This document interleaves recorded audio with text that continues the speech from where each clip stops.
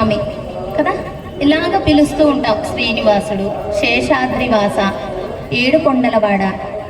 ఎన్ని నామాలు, బోళ్ళన్ని నామాలు. ఎన్ని నామాలు చెప్పుకోవాలి పెరుమాళ్ళపై?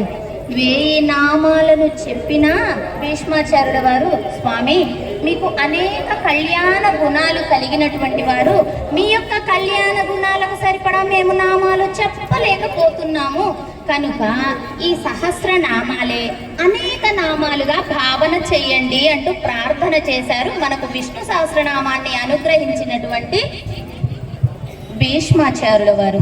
ఏ సమయంలో వారు అనుగ్రహించారు అంటే, ఆయనలో ఉండేటటువంటి రక్తము మాంసం అంతా కారిపోయి అస్థిపంజరంగా ఉన్నటువంటి సమయంలో, అలాంటి సమయంలో ఆయన అనుగ్రహించారు అంటే ఆ సమయం ఎటువంటిది? పరమాత్మకు చేరువయ్యేటటువంటిది.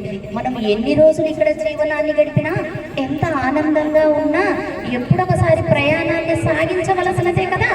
ఆ ప్రయాణం సాగించే లోపే మంచి ఏమిటో చెడు ఏమిటో, ఎవరిని ప్రార్థన చేయాలో, ఎవరిని ఆశ్రయించాలో, ఎవరి ద్వారా పరమాత్మను చేరాలో అవి తెలుసుకోవటే మానవ జీవిత పరమార్థం. తెలుసుకుని ఊరుకుంటే సరిపోతుందా? వాటిని ఆచరణ పర్యంతము ఆచరించగలగాలి. మరి ఆచరించాలి అంటే మనం ఉన్నది కర్మభూమిలో, కలియుగంలో కదండి. ఆచరించటానికి మనస్సు నిలబడుతుందా అంటే, నిలబడటానికే మనకు అక్షరూపంగా పెరుమాళ్ళు వేయించేసి ఉన్నారు. పర, యూహ, విభవ, అంతర్యామి, అక్షావతారం.